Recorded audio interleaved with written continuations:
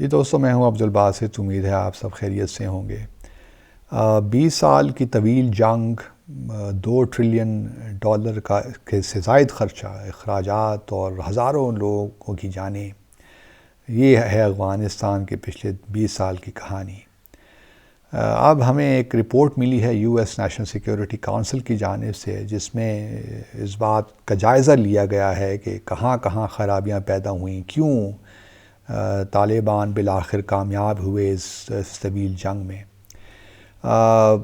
چونکہ یہ report Biden administration میں نے ایشو کی ہے، تو اس میں آبویسلی پریزیڈنٹ ٹرمپ کو بہت ان کو مورد الزام ٹھہرایا گیا ہے بہت سی باتوں پہ، اور خاص طور پہ جو انہوں نے طالبان کے ساتھ معاہدہ کیا تھا 29 فروری 2020 کو، اس میں یہ کہا گیا کہ وہ بڑا ایل ٹائم تھا اور اس کو صحیح طریقے سے جو ہے نیگوشیٹ بھی نہیں کیا گیا. اور چونکہ جب بائیڈن آئے تو اس وقت افغانستان میں زیادہ تر تو وڈرال کمپلیٹ ہو چکی تھی، صرف 2500 کے قریب امریکی فوجی تھے. تو صدر بائیڈن کے پاس تو کوئی آپشن تھا ہی نہیں، تو اس لیے انہوں نے 30 اگست 2021 تک جو پورا انخلاء ہے اس کا اعلان کر دیا افغانستان سے. یہ ضرور مانا گیا اس رپورٹ میں کہ انخلاء کے دوران وہ اتنا ایفیشینٹلی اس کو نہیں امپلیمنٹ کر سکے اس پلان کو، اور اس میں بہت سے لوز اینڈز رہ گئے، جس کی وجہ سے کچھ ٹیرر ایکشنز بھی ہوئے جس میں امریکی فوجی مارے گئے. اور پھر جو کابل میں ہم نے سینز دیکھے، افغانز جو جانا چاہتے تھے افغانستان سے نکلنے کے بعد 15 اگست میں، چونکہ طالبان نے پورا کنٹرول کر لیا تھا، تو بہت سے افغانز نکلنا بھی چاہتے تھے وہاں سے. تو وہ بھی جو ایک لحاظ سے بڑی جو پورا ایک لحاظ سے آپریشن تھا وہ ناکام ہوا، اور اس میں بہت سی خرابیاں رہ گئی تھیں. اس رپورٹ میں ہمیں یہی بتایا گیا ہے کہ بہت زبردست انٹیلیجنس فیلیور تھا، huge intelligence failure on the part of US intelligence agencies, کیونکہ وہ کیٹرنگ ہی نہیں کر سکے، اس کو پریڈکٹ ہی نہیں کر سکے کہ جو ہی وڈرال ہوگی تو طالبان فوری طور پہ ہی افغانستان پہ قبضہ کر لیں گے، اور جو افغانستان کی سیکیورٹی فورسز ہیں وہ اس قدر جلد کلیپس کر جائیں گی، اور اشرف غنی یوں ہی بھاگ جائیں گے، نکل جائیں گے افغانستان سے. تو یہ باتیں جو ہیں پریڈکٹ نہیں کر سکے.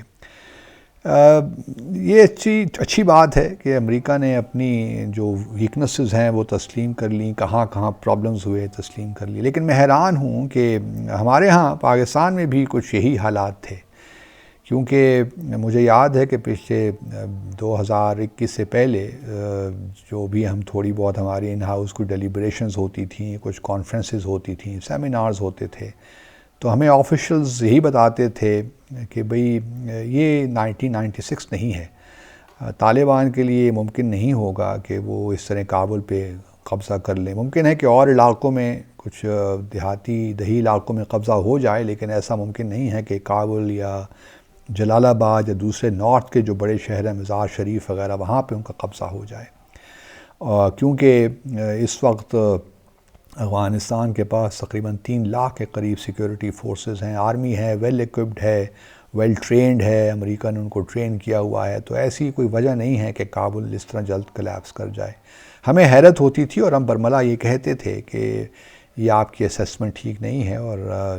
اگر آپ کابل افغانستان کو جانتے ہیں، طالبان کو جانتے ہیں، اور اگر آپ نے پچھلے 20 سال میں دیکھا ہے کس طرح یہ اسٹرگل کنٹینیو ہوئی، تو یہ پریڈکٹ کرنے میں کوئی مشکل پیش نہیں آ سکتی کہ طالبان سونر اور لیٹر ضرور واپس آئیں گے اور افغانستان پہ پورا کنٹرول کر لیں گے. کم از کم مجھے تو اس کے بارے میں کوئی شک نہیں تھا، جو میری اپنی اسیسمنٹ تھی. لیکن بہرحال ہمارا بھی فیلیور تھا، اور اس کو ماننا چاہیے. اور اب تو ہم جو ہے کچھ بھی کہہ سکتے ہیں، لیکن جو ہمیں بتایا جاتا تھا اور جو ہم بات کرتے تھے اس میں بہت خلیج تھی، بہت فرق تھا. اب معاملہ کس طرح آگے لایا جائے؟ ایک تو دیکھیے نا، کیونکہ ہماری ساری کیلکولیشن ہی غلط تھی، اس لیے ہم پریپیئر بھی نہیں کر سکے. ہمیں جب 29 فروری 2020 کو امریکہ اور طالبان کے درمیان معاہدہ ہوا تھا، تو وہ وقت تھا جب ہم نے کیونکہ فیسیلیٹیٹ کیا، دوحہ میں سارے جو مذاکرات ہو رہے تھے پاکستان نے اس کو فیسیلیٹیٹ کیا، تو ہمارے لیے بڑا اچھا ایک موقع تھا کہ ہم بھی اپنے لیے کچھ چیزیں نیگوشیٹ کرتے، طالبان کے ساتھ بھی اور امریکہ کے ساتھ بھی، کہ اگر طالبان بالفرض محال آ بھی جاتے ہیں، اگر آ جائیں، جو کہ آنا تھا، کیونکہ اگر آپ 29 فروری 2020 کا معاہدہ بھی پڑھیں تو اس میں بھی امپلیسٹلی یہ تو ایک لحاظ سے مانا گیا کہ طالبان ہی اگلی آنے والی حکومت ہے، تو پھر یہ کہنا کہ انٹیلیجنس فیلیور، اس میں بھی کوئی مطابقت نہیں ہے، لیکن بہرحال جنرلی لوگوں کا خیال یہ تھا کہ بہت جلد نہیں ہوگا، لیکن ہمیں چاہیے تھا کہ ہم اس کو پراپرلی نیگوشیٹ کرتے اپنے لیے، اور افغانستان میں نہیں کہ اگر طالبان واپس آ جاتے ہیں تو ان کو کس طرح ریکگنائز کرنا ہے، پہلے سے ہی اگر ہمیں معلوم ہوتا تو طالبان کے ساتھ بھی ہم جو ہے کچھ چیزیں منوا لیتے، مثال کے طور پر خواتین کے معاملات ہیں، اس طرح براڈ بیسڈ گورنمنٹ کا تو معاملہ آگے نہیں چلنا، اس کے بارے میں تو آئی ایم شیور کہ طالبان وڈ نیور اوبلائج کہ باقی لوگوں کو اس حکومت میں شامل کریں، لیکن خواتین کا جہاں تک معاملہ ہے اس میں وہ فلیکسیبلٹی ضرور دکھا سکتے ہیں، ان کو دکھانی چاہیے، کیونکہ ان کی تعلیم کا معاملہ، ان کے کام کرنے کا معاملہ، یہ تو ہمارے دین میں بھی ہے، کہ طالبان یہ نہیں کہتے کہ ہم ان کے خلاف ہیں ان کی تعلیم کے، ان کا کہنا یہی ہے کہ ہمارے پاس اس وقت فنڈز نہیں ہیں، ہمارے حالات اس طرح نہیں ہیں کہ ہم وہ جو ہم چاہتے ہیں جس طریقے سے خواتین کو تعلیم ایک کرنا سیگریگیشن کے طور پہ، وہ ابھی ہم نہیں کر سکتے، تو ایک لحاظ سے وہ پریشر بھی بلڈ کر رہے ہیں دنیا پہ، کیونکہ دنیا نے ان کو تسلیم نہیں کیا، اور دنیا کا معاملہ یہ ہے اس دنیا کا کہ وہ یہ سمجھتے ہیں کہ طالبان کو آئسولیٹ کر کے وہ اپنی بات منوا سکتے ہیں، ایسا میرے خیال میں یہ پہلے ہی ایک لحاظ سے دوسری مس کیلکولیشن ہے، طالبان کو جتنا آپ آئسولیٹ کریں گے اتنا زیادہ وہ آپ سے ہے وہ اسٹبرنس آپ کو دکھائیں گے، تو اگر کوئی جانتا ہے طالبان کے کلچر کو یا ان کی موومنٹ کو یا ایون افغانستان کے کلچر کو، تو تھوڑا بہت ہمیں دیکھنا چاہیے کس طرح ہم طالبان کے ساتھ انگیج کر کے ایٹ لیسٹ ان کے لیے ایک لحاظ سے دنیا کو بھی ان سے انگیج کرنا چاہیے، بغیر انگیجمنٹ کے اور صرف اسٹیٹمنٹ سے کہ طالبان یہ کریں طالبان وہ کریں، ممکن نہیں ہے، طالبان کا جو پورا ایک کلچر ہے وہ بھی ہمیں سامنے رکھنا چاہیے، اور پھر یہ کوئی ایسی حکومت نہیں ہے، ٹریڈیشنل ٹائپ کی حکومت نہیں ہے کہ آپ پریشر ڈالیں گے تو وہ ایکسیپٹ کر لیں گے، تو جو گراؤنڈ ریئلٹیز ہیں، زمینی حقائق ہیں، ان کو آپ سامنے رکھ کر فیصلے کریں،